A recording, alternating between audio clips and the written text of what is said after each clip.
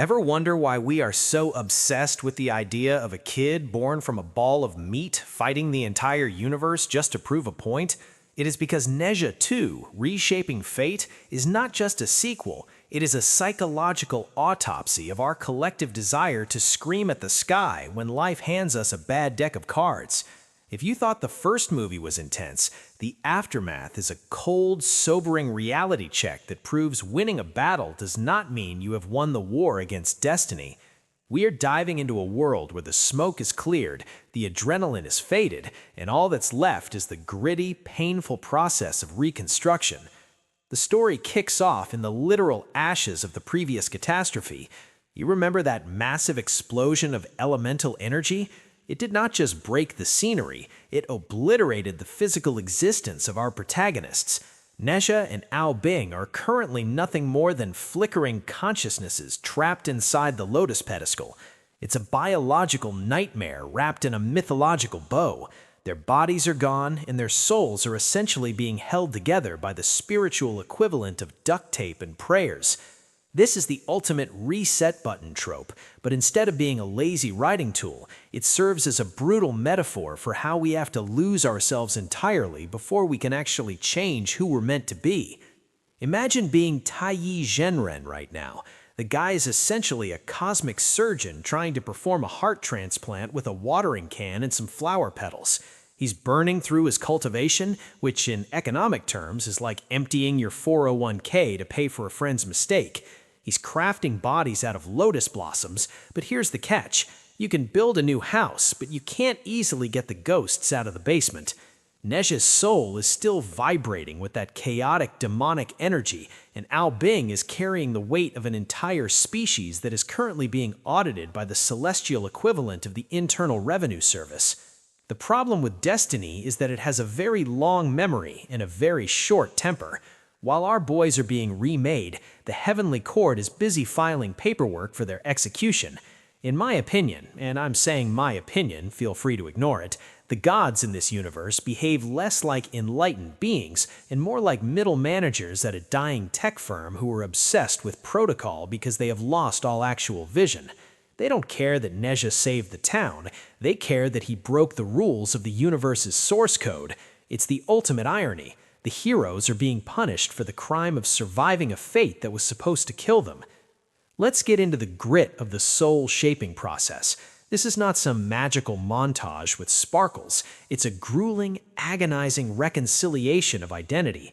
Nezha has to sit in the dark and realize that his demonic nature was not just a curse from a pearl, but a part of his own psyche that he has to domesticate.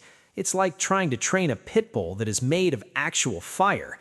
If he fails to balance his inner chaos, the new Lotus body will just wilt and explode, leaving him as nothing more than a footnote in history. Most people fail here because they try to suppress their darkness instead of integrating it, which is the fastest way to develop a spiritual stomach ulcer. On the other side of the pedestal, we have Ao Bing, who is dealing with a much more corporate brand of trauma. He's the golden child who realized his family business is a criminal enterprise. He's not just fighting his own fate, he's fighting the genetic debt of the entire dragon clan. The heavens view the dragons as nothing more than glorified security guards for a submarine prison, and Ao Bing's rebellion has put a target on every single scale of his kin. It's a classic case of generational trauma meeting celestial law, and the result is a suffocating pressure that makes the bottom of the ocean look like a spa day. To fix this, you can't just use magic. You need a fundamental shift in the laws of nature. The how-to of defying heaven requires 3 specific steps that most mortals and even deities get wrong. First, you have to accept the void of form, which means acknowledging that your physical body is just a temporary rental.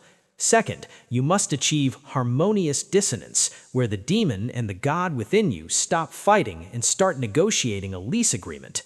Finally, you have to commit celestial perjury, which is the act of lying to the universe itself about what you're capable of until the universe believes you. The mistake most people make is thinking that changing your fate is a one-time heroic act. It's not. It's a boring daily grind of refusing to fall back into old patterns. It's the spiritual equivalent of choosing a salad when your soul is screaming for the fried grease of vengeance. Nezha's struggle in the second film is the struggle of a reformed addict trying to stay clean in a world that keeps offering him a hit of that sweet, destructive power. If he slips up once, he becomes the very monster everyone expected him to be, and the tragedy is that the world would be satisfied because it loves when its prejudices are confirmed. Society loves a redemption arc, but only if the person stays humble and quiet. The moment Nezha and Al Bing decide to be loud about their survival, they become a threat to the status quo. It's like a glitch in a video game that starts gaining sentience. The developers want to patch you out because you're ruining the balance. The educated insolence here is realizing that the system is not broken. It's working exactly as intended to keep people in their boxes. Being born again in a Lotus body is the ultimate middle finger to a system that demands you stay in the box you were born in. Ultimately, this story is about the transition from why me to watch me. We transition from the passive suffering of the first film to an active, aggressive pursuit of a new identity. It's about the realization that if the heavens won't give you a seat at the table, you don't just bring a folding chair, you build a new table out of the ruins of the old one. It's cynical, it's messy, and it's beautiful in a very violent sort of way. We're watching two broken souls try to glue themselves together using nothing but spite and a few flower petals. So, as we look at the flickering flames of their spirits, we have to ask ourselves if we are brave enough to burn our own scripts to the ground. Destiny is just a fancy word for a lack of imagination. If a kid with fire wheels for feet can tell the universe to go jump in a lake, maybe we can find the strength to change our own little corners of the world. Or, we can just keep complaining on the internet while our own Lotus bodies wilt away into nothingness. The choice is yours, but I suggest you start planting some flowers. While the surface world is busy patting itself on the back for surviving a localized apocalypse, the real rot is festering where the light cannot reach. Deep beneath the East China Sea, the silence is not peaceful. It is heavy, pressurized, and pregnant with a very specific kind of resentment.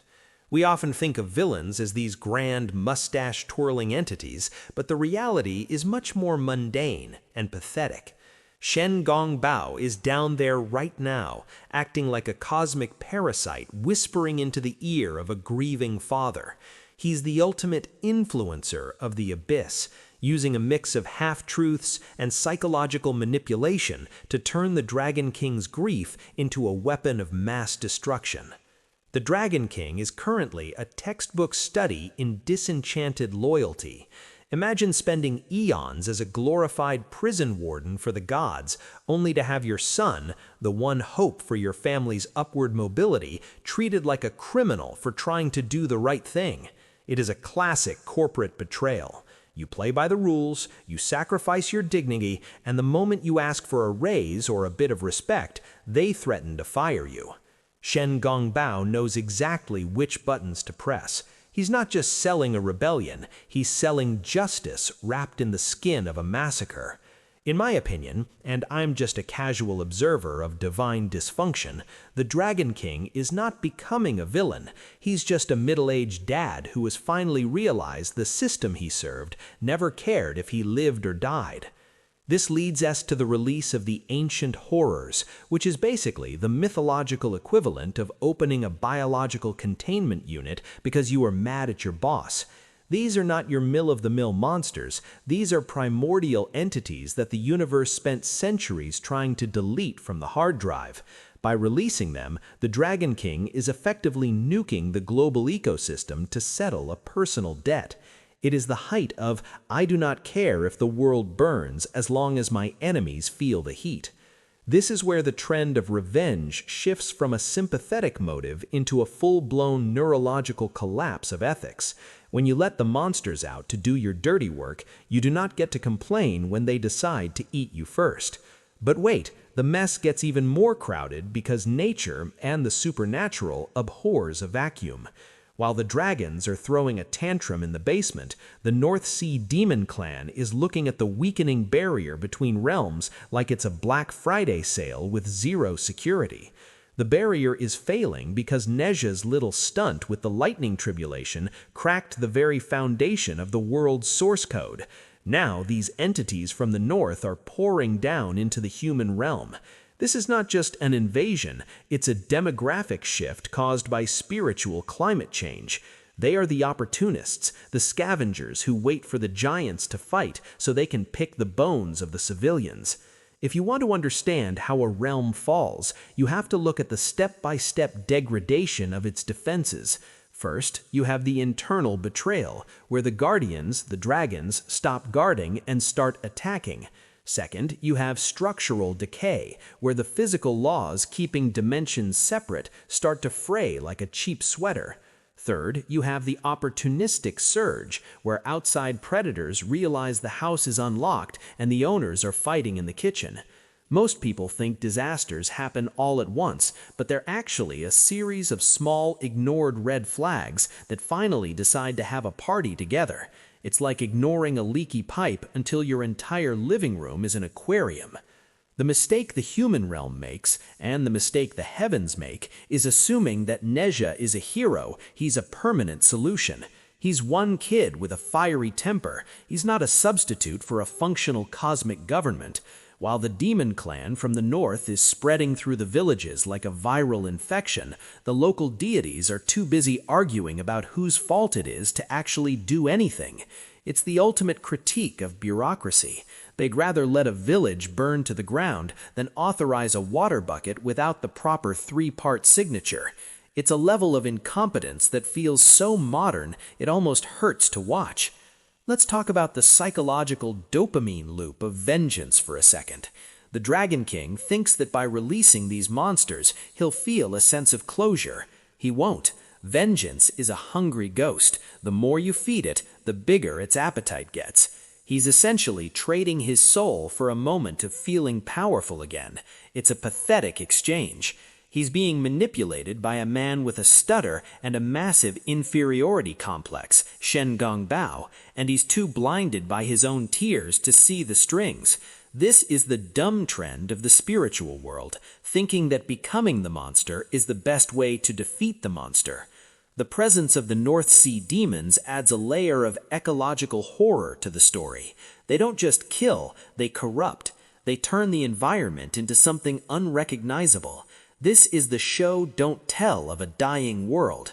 The water turns black, the air feels heavy like wet wool, and the very ground starts to feel like it's breathing. It's an atmospheric pressure that mirrors the internal state of our heroes. Nezha is trying to heal in a world that is rapidly becoming a toxic wasteland. It's hard to focus on your inner peace when the neighbor's house is literally being eaten by a shadow beast from the northern void. We're seeing a total breakdown of the great chain of being. The gods are distant, the dragons are vengeful, the demons are hungry, and the humans are just collateral damage in a cosmic divorce settlement.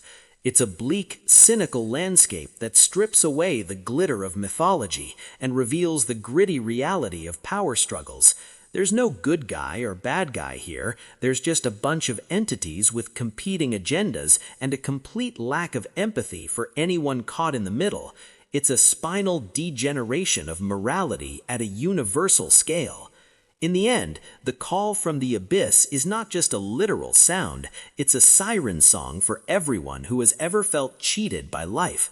It's the temptation to stop trying to be good and just start being loud and destructive. As the darkness rises from the east and the north, the world is waiting for a savior who is still a pile of lotus petals and a very confused soul. It's the ultimate cliffhanger of existence, when the monsters are at the door and the hero is still in the middle of a spiritual reconstructive surgery. Who do you root for? The dragon who lost everything, or the kid who has nothing left to lose? Waking up as a bouquet of flowers sounds poetic until you realize your new limbs feel like soggy vegetable stalks and your cosmic superpowers have been replaced by a crushing sense of physical inadequacy. Nezha is back, but this is not the triumphant return the fanboys were hoping for. He's in a lotus body that lacks the raw, destructive hardware of his previous life. Imagine being a high-performance gaming computer that just got rebooted with the processing power of a digital watch. He's starting from zero, and in a world that is currently being liquidated by demons, zero is a death sentence. It's a brutal look at the imposter syndrome that hits when your identity is tied to your utility, and suddenly you're about as useful as a screen door on a submarine. The transition from god-tier chaos to literal vegetable is a psychological gut punch. Nezha has to learn to walk again, but more importantly, he has to learn to breathe without setting the curtains on fire. His parents, Li Jing and Lady Yin, are hovering over him with that suffocating brand of parental love that feels like a warm blanket being wrapped around you while you are trying to run a marathon. They are trying to shield him from the villagers of Chentang Pass, but let us be real, the public has the memory of a goldfish and the spite of a disturbed hornet's nest. To the neighbors, Nezha isn't a hero, he is a ticking time bomb that just got a fresh coat of paint. They whisper in the markets, their fear manifesting as a social cancel culture that predates the internet by a few thousand years. In my opinion, and I am saying my opinion, feel free to ignore it, the villagers represent the ultimate human hypocrisy. They are alive because this kid chose to die for them, yet they treat his recovery like a public health hazard. This is the labor law of heroism. You do 100% of the work and get 0% of the benefits, plus a side order of character assassination. Li Jing is trying to play the role of the stoic protector, but he looks like a man trying to hold back a flood with a toothpick. Lady Yin is the emotional anchor, but even her love cannot bridge the gap between Nezha's former glory and his current state of spinal degeneration and spiritual fatigue. Nezha's descent into depression is not just a plot point, it is a deep dive into the dopamine crash of a fallen idol. When you are used to moving mountains, the inability to lift a teacup feels like a personal failure. He's sitting there, staring at his lotus petal hands, wondering why he even bothered to come back. This is the middle-life crisis of a teenager who realized that destiny is just a fancy word for unpaid overtime. He is a fei nin, a useless person in his own eyes, which is the most dangerous kind of ghost to have haunting you. It's the pseudo-intellectual reality of trauma. The body is healed, but the brain is still stuck in the explosion. The step-by-step process of Nezha's rehabilitation of the soul is a lesson in mundane agony. Step 1, accept that your main character energy has been throttled. Step 2, realize that your parents' pity is actually more painful than the villagers' hatred. Step 3, find a reason to exist that does not involve blowing things up. He fails at all of them. He tries to channel his fire and all he gets is a puff of smoke and a dizzy spell. He tries to ignore the whispers and he ends up punching a hole in a paper wall.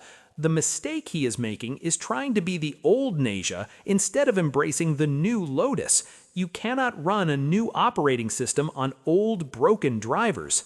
Then comes the pattern interrupt. Just as Nezha is about to settle into a permanent state of cynical isolation, he finds a literal piece of his past.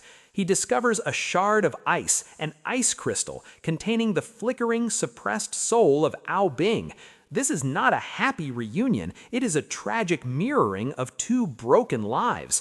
Ao Bing is not free, he is a prisoner of his own elemental nature, trapped in a cold, crystalline purgatory. It is a visual metaphor for the frozen assets of the Dragon Clan's legacy.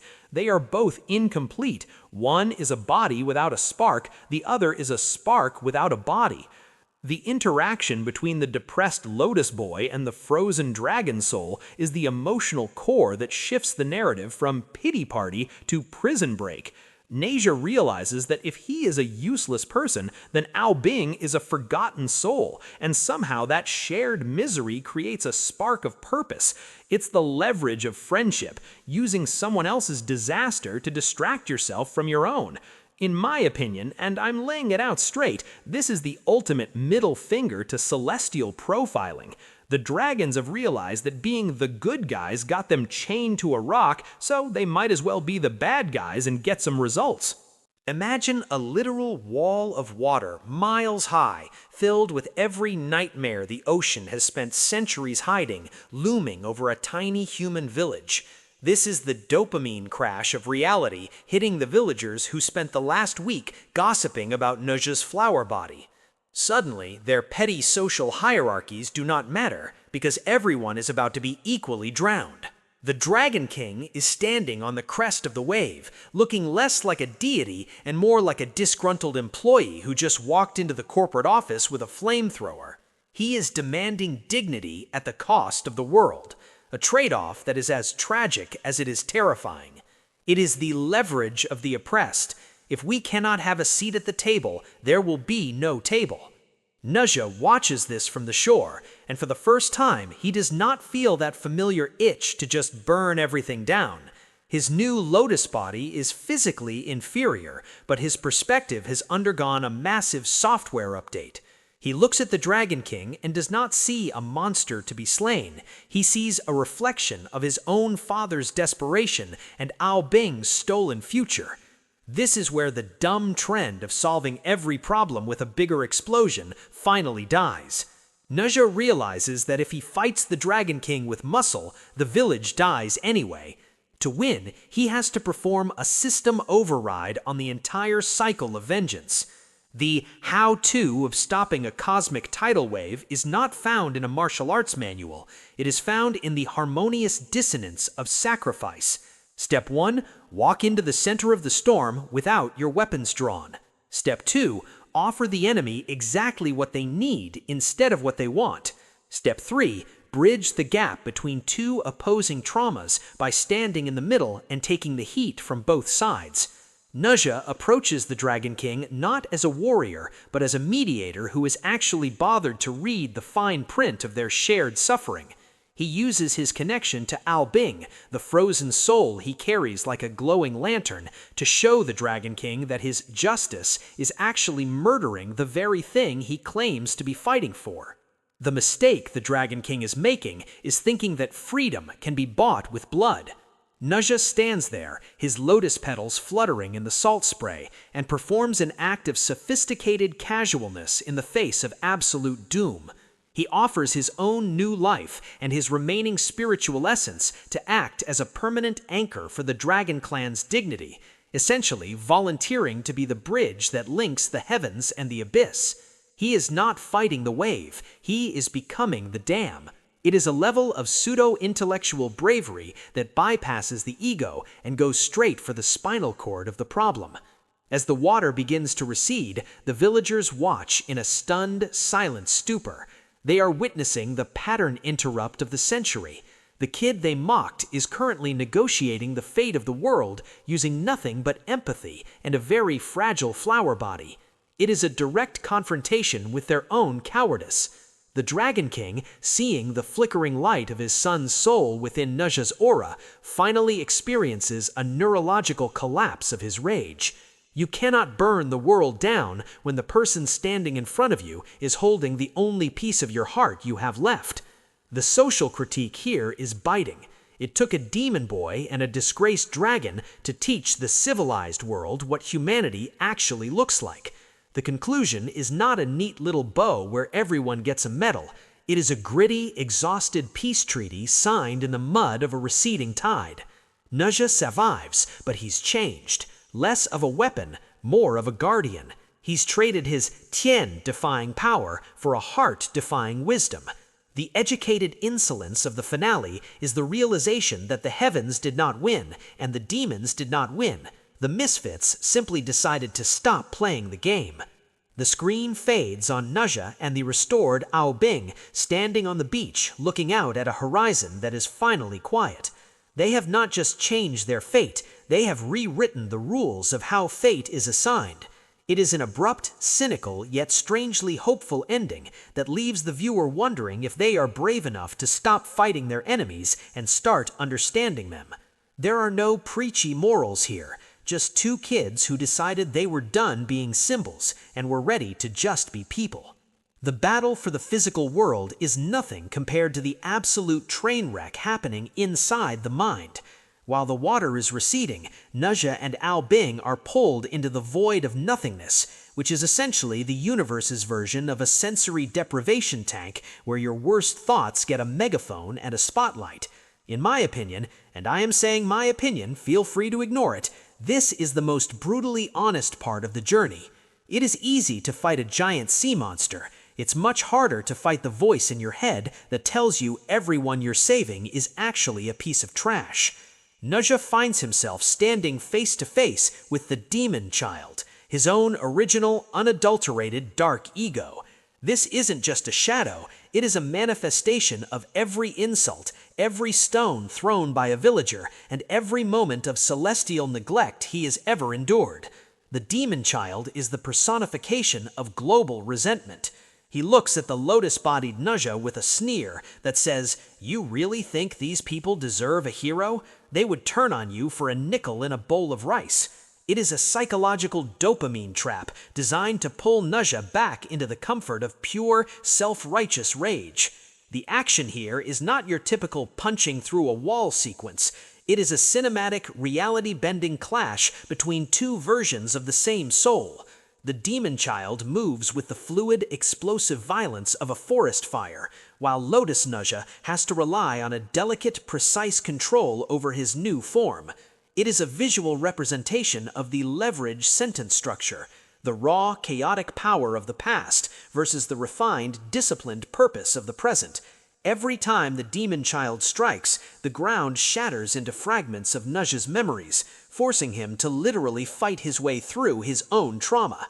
Ao Bing is there too, but not as a physical combatant. He is the stabilizing frequency, the pseudo-intellectual anchor that keeps Nezha from drifting away into the void. This is the absolute soul resonance we were promised.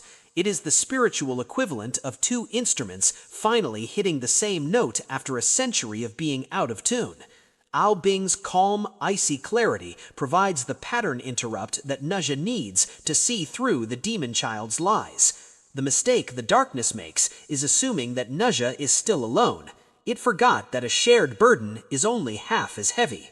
The how-to of defeating your inner demon involves 3 brutal steps. First, confrontation without denial, where you look at your darkness and admit it is part of you instead of trying to exorcise it. Second, the valuation shift, where you decide that the lives of those you love are worth more than your own desire for vengeance. Third, the integration, where you stop trying to kill the demon and instead force it to work for you. Nezha realizes that his power does not come from the fire or the lotus, it comes from the dopamine loop of protecting the small, fragile things in a cruel universe. The dung trend of the modern hero is the idea that you have to be pure to be good. That is a lie. Real heroism is a dirty, messy process of choosing to be kind even when you are fueled by spite. Nezha does not delete his demonic side, he tames it. He looks at the demon child and says, "I know you are right about the world, but I am going to save it anyway, just to spite you."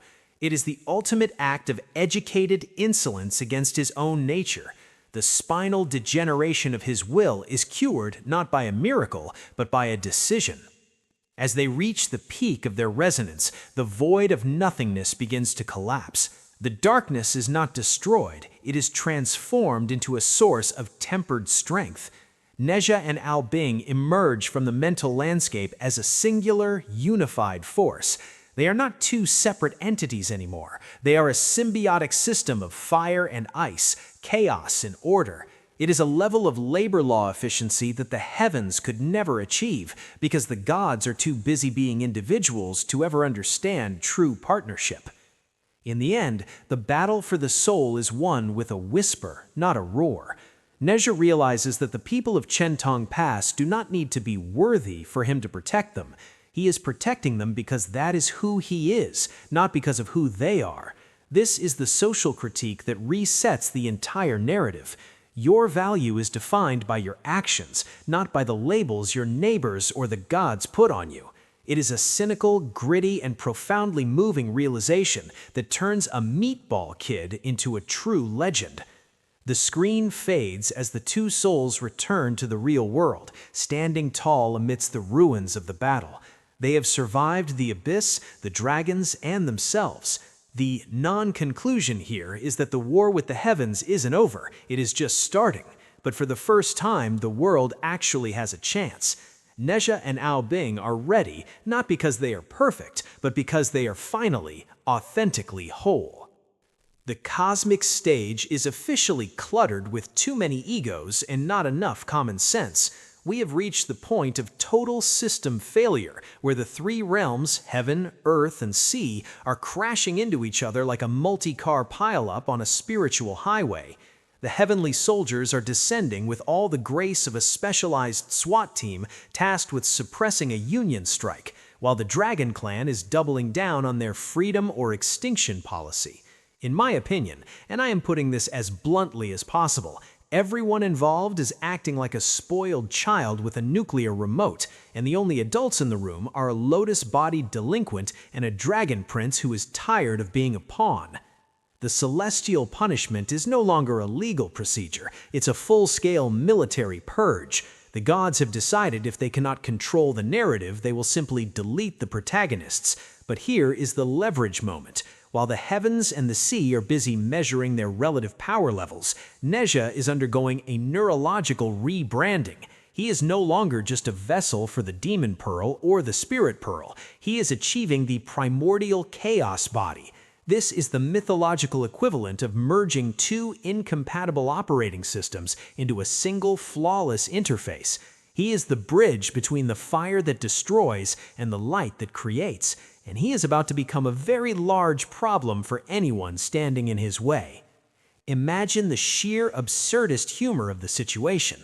On one side, you have the Dragon King summoning a tsunami that could wash away civilization. On the other, you have the heavenly army casting down thunderbolts that look like divine laser beams. And in the middle, a kid who used to be a ball of meat, now glowing with a terrifying, balanced energy.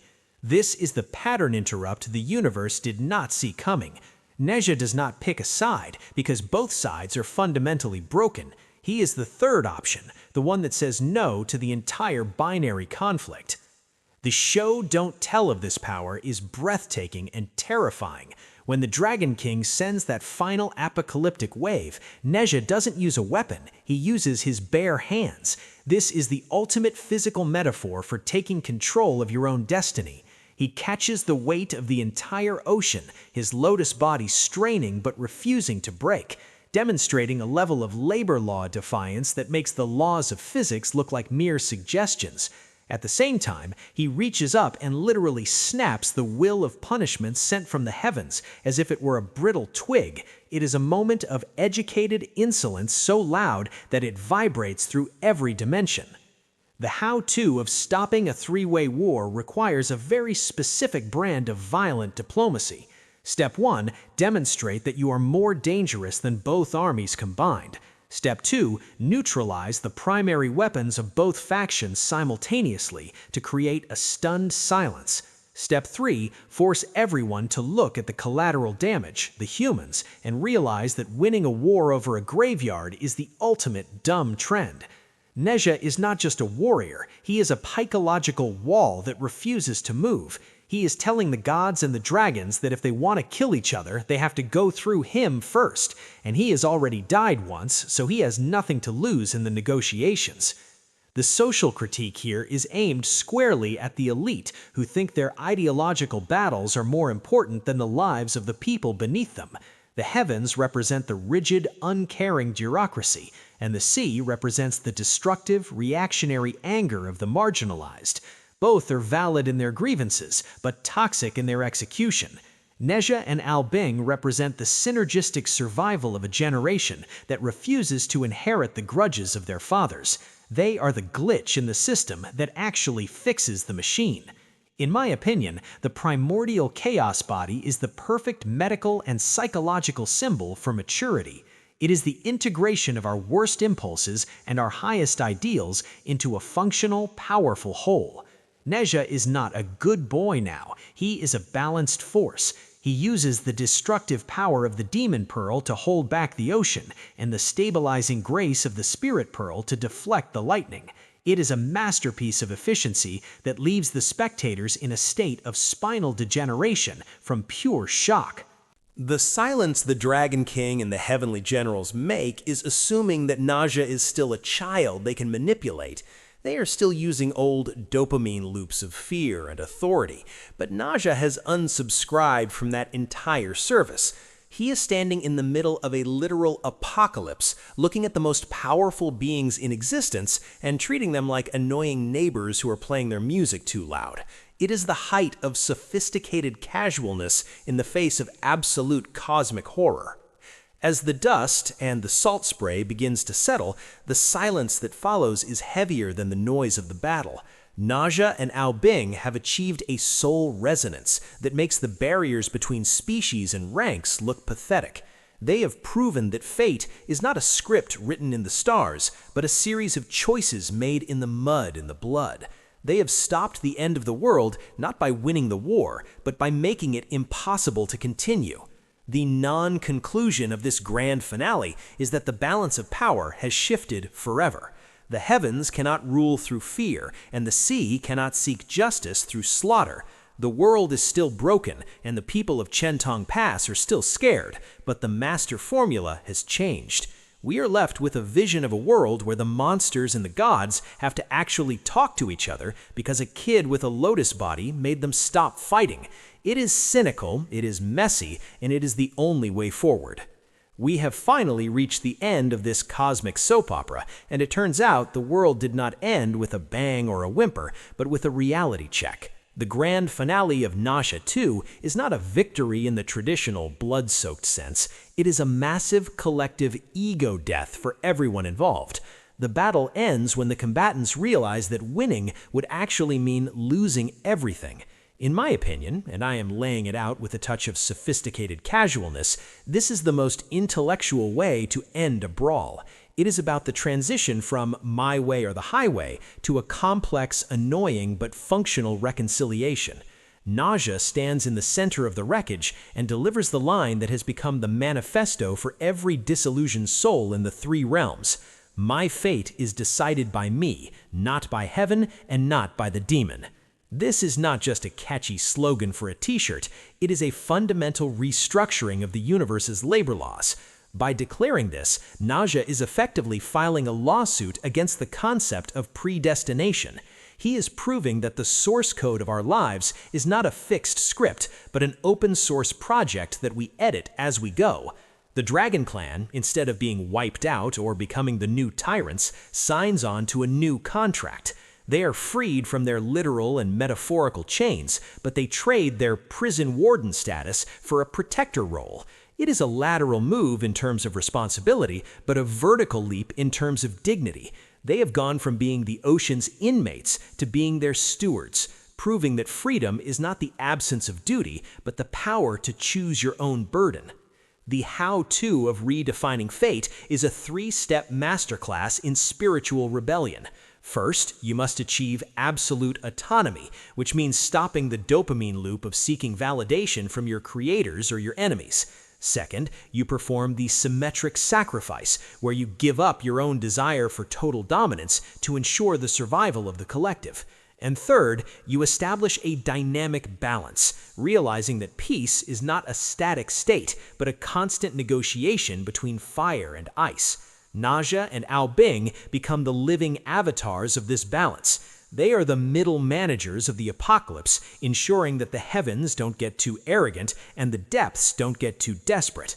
The social critique here is directed at our obsession with final solutions. We always want one side to win and the other to be erased, but this story suggests that the friction between opposites is actually what keeps the world turning. Nezha and Ao Bing are the leverage that keeps the scales from tipping. They represent a new generation that refuses to inherit the spinal degeneration of their ancestors' grudges. They are the bridge between the elite, the gods, and the marginalized, the dragons, and they are currently the only thing standing between the world and total structural collapse. But wait, because this is a modern cinematic universe, we can't just have a happy ending without a dopamine hook for the next installment. As the dust settles and the characters start their long overdue therapy sessions, we get the inevitable after-credits scene. A mysterious shadow, vaguely reminiscent of a certain Jiang Ziya, appears on the periphery of the story. This is the pseudo-intellectual teaser for the great investiture of the gods, the legendary Feng Shen Dai Chen. It is a reminder that while Nezha may have won his personal battle against destiny, the universe is currently preparing for a massive system update that will involve every deity and demon on the payroll. In my opinion, and I am laying it out with a touch of sophisticated casualness, this shadow represents the insolent reality that the struggle for identity never truly ends, it just scales up. Nezha and Ao Bing have saved their village and their souls, but they are about to be drafted into a cosmic war that makes their current problems look like a playground dispute. It is the ultimate leverage sentence. They have finally mastered their own fate, only to realize they are now part of a much larger, much more dangerous game. The dumb trend of thinking you have arrived is shattered by the realization that there is always another level of the simulation to conquer. The conclusion of this journey leaves us in a state of cynical inspiration. We see Nezha no longer just a demon child or a Lotus spirit, but a complete being who has integrated his darkness into a functional light. He is the ultimate pattern interrupt in a world that loves labels. He is not a god, he is not a monster, and he is definitely not a puppet. He is just a kid who decided that destiny was a suggestion he was free to ignore. It is a sophisticated, slightly insolent middle finger to the stars, and honestly, it is the most satisfying ending we could have asked for. As we look towards the future, the message is clear. The chains are broken, but the work is just beginning. The heavens are watching, the sea is breathing, and the earth is waiting for the next spark. We are left with not a moral lesson, but with a challenge to look at our own ice crystals and lotus bodies and decide what we are going to do with the time we have left. The credits roll, the shadow lingers, and the cycle of rebellion continues.